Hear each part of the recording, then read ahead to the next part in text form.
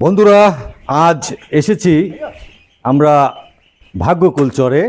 এই ভাগ্যকুল চরে এসে আজ সিদ্দিক ভাইয়ের খামারে আসলাম। সিদ্দিক ভাই খামারে হাঁস উঠিয়েছেন, এই হাঁস দেখানোর জন্য আর দেখার জন্য আসলাম। মোটামুটি হাঁসগুলো ভালোই দেখা যাচ্ছে, খুব সচ্ছল দেখা যাচ্ছে হাঁস, প্রায় অনেকগুলো হাঁস। এটা কি জাতের হাঁস তা আমি সিদ্দিক ভাইয়ের কাছে জিজ্ঞেস করে জেনে নিব। সিদ্দিক ভাই আবার কৃত্রিম একটি হাউস তৈরি করেছে এখানে, কারণ সিদ্দিক ভাই একজন প্রশিক্ষিত খামারি।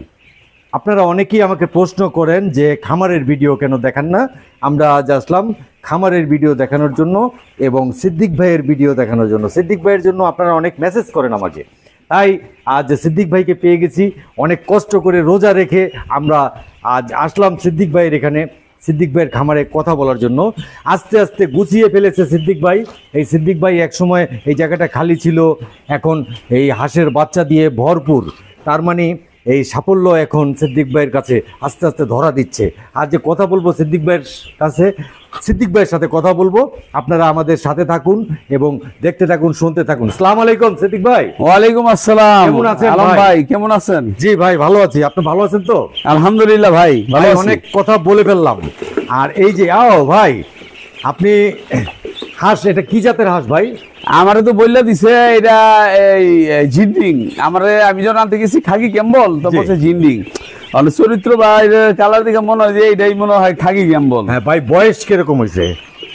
11 তারিখে এলো 0 বয়স। তা আজকে কত তারিখ? আজকে হলো সম্ভবত 30। জি, তাইলে 30, তাহলে 19 দিন। 19 দিন হয়েছে না? হ্যাঁ 19 দিন। আচ্ছা 19 দিন হয়েছে। বাচ্চা কতগুলো এনেছেন?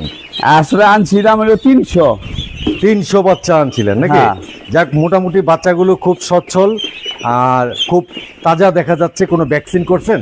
না, 30 দিনের সময় ইনশাল্লাহ করতে হয়। আর একটা বাচ্চায় কয়টা ভ্যাকসিন করতে হয় ভাই? মূলত হাঁসের বা বাচ্চা, এই হাঁসের হলো ভ্যাকসিন হলো দুইটা। হ্যাঁ, একটা হলো এই কলেরা, ঠিক আছে, একটা হলো কলেরা, হ্যাঁ ঠিক আছে, একটা হলো প্লেগ, আর কি। ভাই আপনি তো ভালো আছেন? জি আলহামদুলিল্লাহ। এই যে হাঁস উঠাইবেন পরিকল্পনা করছিলেন, হাঁস তো উঠিয়ে ফেললেন তাই না? জি জি ইনশাআল্লাহ। এখন আপনি কি মনে করেন? আমার এই শ্রমটা আমি মনে করি যে বিফল। কেন ভাই? যে আমি যে শ্রমটা দিতেছি, হাঁস উচিত ছিল 2000। আচ্ছা আচ্ছা, ঠিক আছে। তবে এটা আমি প্রথম দিক থেকে আমি কম করে উঠাইছি। এখানে আমি কতটুকু মানে প্রতিবন্ধকতাগুলি কি সমস্যাগুলি কি চিহ্নিত করে তারপরে অলরেডি আমরা পরীক্ষামূলক। আচ্ছা আচ্ছা আচ্ছা। এখন মোটামুটি মার্শাল্লাহ গ্রোথ খারাপ না আমার মনে হয়। যারা অভিজ্ঞ মানুষ আছেন তারা বলতে পারবেন যে এটার গ্রোথটা আজকে 19 দিন। ঠিক আছে, এই আজকে 19 দিনের বাচ্চা। এই যে আজকে 19 দিনের বাচ্চা। আচ্ছা আচ্ছা, ঠিক আছে। কি খাবার দেন ভাই? এই স্টার্টার দিছি, হ্যাঁ ঠিক আছে। তারপরে এখন স্টার্টার আর হইলো আপনার এই গমের ভুসিটা, চিকুনটা। আচ্ছা আচ্ছা, চিকুনটা এটা মিক্সচার করে দিই। 1/3 দিই স্টার্টার এখন সিদ্দিক ভাই। আর সাথে হইলো আপনার দিই এই নাম কি বলে, আরে শুটকির গুঁড়া আর কি। সিদ্দিক ভাই, জি এটা কি ডিম নেওয়ার চিন্তা ভাবনা আছে আপনার? হ্যাঁ, এটা ডিমের রাজা। জিন্ডিং আর খাকি ক্যাম্বল এগুলি ডিমের রাজা। জি। আপনি কত মাস বয়স থেকে ডিম দেওয়া শুরু করবে? এগুলি সাধারণত 3.5-4 মাস কালে থেকে দেয় বা 5 মাসের সময় দেয়। আমি চিন্তা করছি যে বর্ষা আসতে আসতে আরো 3-4 মাস সময় লাগবে। আচ্ছা আচ্ছা, ঠিক আছে। এর ভিতরে যদি আমি এটাকে অ্যাডাল্ট করে নিতে পারি, আর এটার পরে করতেছিল খাকি ক্যাম্বলটা, এই দুইটা করার পরে আমি পিকিং স্টার্টটা করব। কয়টা জাত উঠানোর চিন্তা ভাবনা আছে? আমার 4টা। একটা হলো মাংসের জন্য আর 3টা হলো ডিমের জন্য। 3টা ডিমের জন্য। এটা জি। কি প্রথম শুরু করলেন ডিমের জন্য? জি, এটা শুরু করলাম, আর পরীক্ষামূলক শুরু করলেন, এটা পরীক্ষামূলক। তারপরে কি আরো বেশি করে উঠাবেন? জি, অলরেডি এই অর্ডার হয়ে গেছে গা অলরেডি। সেট কিন্তু ভাই আমি দেখাচ্ছি সবাইকে, জি, জি। আপনার শেডটা কিন্তু বিশাল বড়। জি, জি, এই বিশাল বড় শেডে আপনি বেশ কিছু করতে পারেন, জি, তাই না? আবার পিছনে যে জায়গাটা ছিল সেটা আবার বড় করেছেন। জি। তা আপনি যে বড় করেছেন এবং খুব সুন্দর করেছেন, এখন কথা হইল কোনটা ভাই, যে এই হাঁসের পাশাপাশি আর কি উঠাবেন? আমি তো ওই যে গারল উঠাইছি, ঠিক আছে, গারল আছে 5টা গারল উঠাইছি, আরো 10টা অর্ডার দেওয়া হয়েছে। হ্যাঁ। আর আমি খুব শীঘ্রই আমার এক জায়গাতে টাকা আসার কথা, ওটা আসলে আমি গরু এইটা ষাঁড় গরু বাচ্চা, হ্যাঁ। ঠিক আছে, 5-6 মাসের হ্যাঁ। ষাঁড় গরু শাহিওয়াল আমি অন্তত 20-30টা উঠামো। 20-30টা জি, উঠাবেন। তারপরে লাখেন তো, ওই তারপরে ষাঁড় গরুটা কি ভাই কুরবানির জন্য করবেন? হ্যাঁ, হ্যাঁ, 26-এর টার্গেট নিয়ে। কুরবানির জন্য, তাই জি, না? জি, জি, 26 এটা একটা টার্গেট। ভালো উদ্যোগ। কারণ হলো কি, কুরবানির বাজারের আপনি এই বাজার ধরাটা আপনার কাছে অনেক লাভনীয় হবে। আমি কেন লাভনীয় মনে করলাম, আপনি 10টা 15টা যদি কুরবানির জন্য বানান, আপনার 10,000 করে আসলেও 1.5 লাখ টাকা আসবে, এরকম 2,000 করে আসলে 3 লাখ টাকা, 20,000 করে আসলে 3 লাখ টাকা আসবে, নাই তো? জি, জি, জি, এরকমই তো ভাই, না? জি, জি, জি, যে আর হাঁসের থেকে কিছু আসলো, জি। গারলের থেকে কিছু আসলো, আসলো। সব মিলিয়ে দেখা যাচ্ছে বিশাল একটা অঙ্ক হয়ে যাবে। জি, জি, জি। তে আপনি আপাতত কয়টা আইটেম নিয়ে শুরু করছেন? আমি মূলত আপনি জানেন যে এখানে আমি আগে বলছি যে এখানে মাছ আর হাঁস করার জন্য আমি আসছি। আপনি মূলত প্রথম আমার মূল টার্গেট ছিল, মূল টার্গেটটা ছিল হলো আমার মাছের, জি, কিন্তু এখানে মাছের পরিবেশটা নাই, আমি দেখলাম করতে পারেন নাই না। সেটা। তাই আশা রাখি আমি বর্ষাকালে দেখা যাক কি হয়। আচ্ছা। বর্ষাকালে সিচুয়েশনে দেখছি, কিন্তু তখন ছিল এই বনবাতার, আচ্ছা। মানে এখানে জোরজার ছিল, হ্যাঁ। ঠিক আছে, সেগুলিকে অনেক লক্ষ লক্ষ টাকা খরচ করে আমি এই যে পয় পরিষ্কার এগুলি করছি। তারপর এখন দেখা যাক সামনে আমি কি করতে পারি। হ্যাঁ, ঠিক আছে, সামনে মাছের জন্য আমি কি করতে পারি, এটা আগামী দিনগুলিতে চিন্তা ভাবনা করে দেখা যাবে। চিন্তা ভাবনা করবেন। জি, ইনশাল্লাহ। তে এই যে হাউসটা করছেন ভাই, জি, পানিটা কি থাকে? জি, আমি দেখাচ্ছি, আপনি এখান থেকে একটু ধরেন। হ্যাঁ। আমি মোটর থেকে এই যে পানিটা দেখতেছেন আপনারা, এই যেখানে এই যে ফিতার দিয়ে এখানে পানিটা দেওয়া হয়, পানিটাকে ফেলাই দেওয়া, আবার নতুন করে পানি মানে দেওয়া আপনি হয়। পানিটা কি চেঞ্জ করেন? হ্যাঁ, পানিটা change কয়দিন করে দিই। পর পর চেঞ্জ করেন? প্রতিদিনই চেঞ্জ করে দিই। প্রতিদিন ঠিক আছে, change করে দেন? হ্যাঁ, জি, জি, জি। ওই আসলে কি প্রতিদিন চেঞ্জ করতে হয়? করে দিলে ভালো হয় আর কি, হ্যাঁ? করে দিলে ভালো হয়, স্বাস্থ্যসম্মত। স্বাস্থ্যসম্মত। জি। তা আপনি ওখানে মোটর ছেড়ে দেন, পানিটা আইসা পড়ে। জি, এখান থেকে পানিটা এসে পড়ে। চলে যায় কোনখান দিয়ে? পানিটা তো আসে এইটা দিয়ে, তাই না? জি, জি, না, বালতিটা হিসেবে ফেলাই দিয়ে ও দিই। হেইচা ফালাইতে হয়, কিন্তু জি। আপনি পানিটা এই ফালানোর জন্য কিন্তু একটা ব্যবস্থা করতে পারতেন। জি, কিরকম? আপনার ব্যবস্থাটা হলো, আমি আপনাকে এই অফ দ্য রেকর্ড বলতে পারতাম, এখন রেকর্ডেই বলি। আপনি এই নিচে আছে না, জি। নিচে একটা পাইপ সিস্টেম করে দিবেন জি, এই জি, মাঝখানে। ছিদ্র করে করে দেন। না, এটা তো আমি একেবারে টেম্পোরারি আমি করবো। জি। আপনি যেভাবে বলছেন জি। ওইভাবে পাইপ দিয়ে বাঁধিয়ে রাখা, ওইটা আমি করবো। এই যে ওটা আপনি ওখান পরবর্তী দিয়ে বোর্ডিং এর সময় চাবি ছেড়ে দিবেন, চাবি ছেড়ে দিলে ছেড়ে পানিটা দিলে পানিটা automatic চলে automatic যাবে। যায়। আপনার বালতিতে হেঁচা লাগবে না, কষ্ট করা। ঠিক আছে। যাই হোক, আপনি সুন্দর একটা পরিকল্পনা করছেন সিদ্দিক জি। ভাই। এই দর্শক আপনারা আমাকে মেসেজ করেন, সিদ্দিক ভাইয়ের খামার দেখান। সিদ্দিক ভাইয়ের খবর কি জানার জন্য আপনারা অনেক বেকুল হয়ে গিয়েছিলেন, তাই আজ আসলাম সিদ্দিক ভাইয়ের খামারে এই যে দেখানোর জন্য। দেখুন সিদ্দিক ভাইয়ের সাফল্য ধরা দিয়েছে, এই সিদ্দিক ভাই চেষ্টা করছে।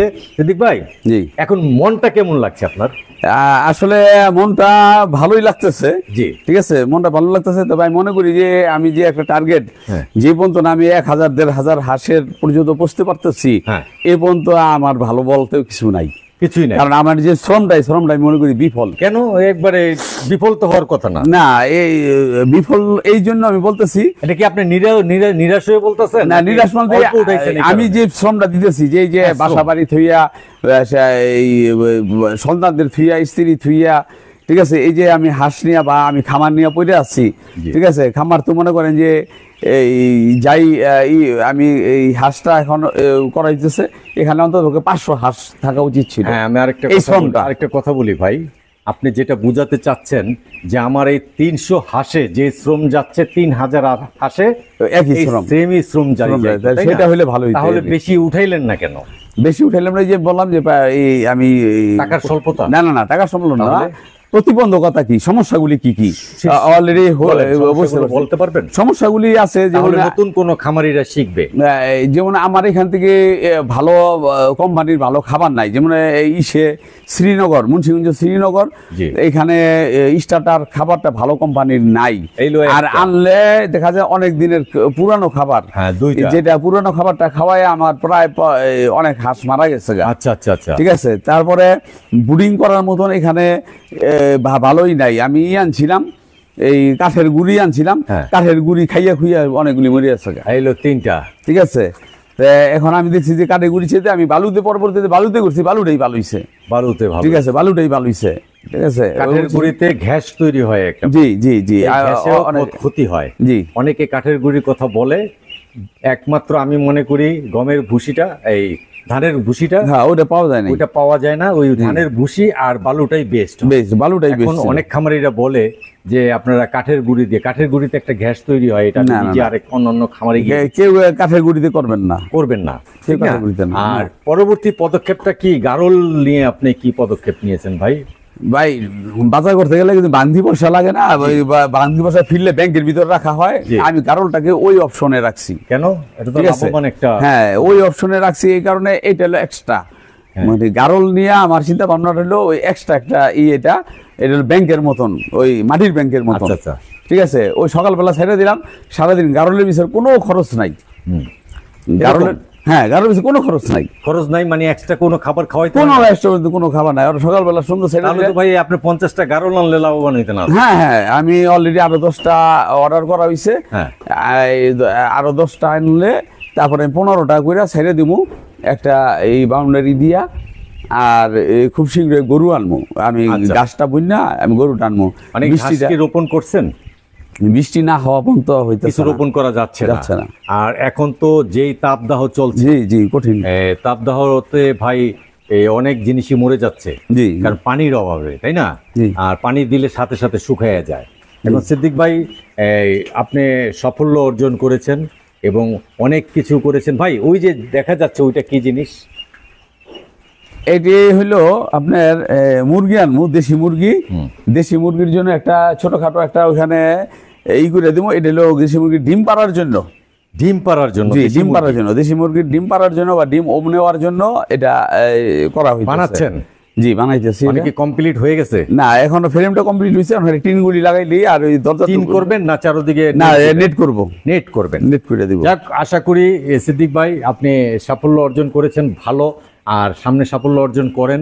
আপনি এই হাঁস উঠিয়েছেন, গারল উঠিয়েছেন এবং গরু উঠাবেন।